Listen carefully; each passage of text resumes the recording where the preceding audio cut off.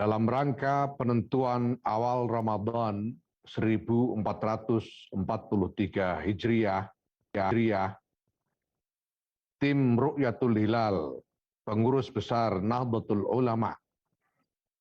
yang berada di bawah koordinasi Lembaga Falakiyah Pengurus Besar Nahdlatul Ulama pada hari Jumat tanggal 29 Sya'ban 1443 Hijriah atau 1 April 2022 Masehi telah melakukan Ru'yatul Hilal bil fi'li di beberapa lokasi, yaitu 50 lokasi yang telah ditentukan di seluruh Indonesia, dan berdasarkan laporan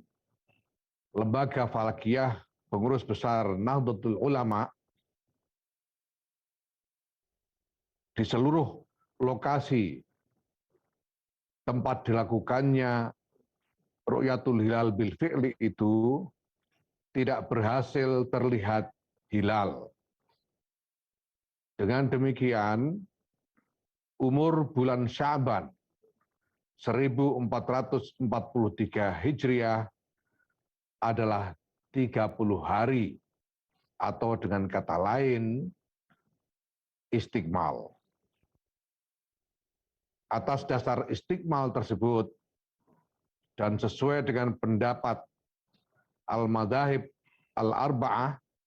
4 mazhab, dengan ini pengurus besar Nahdlatul Ulama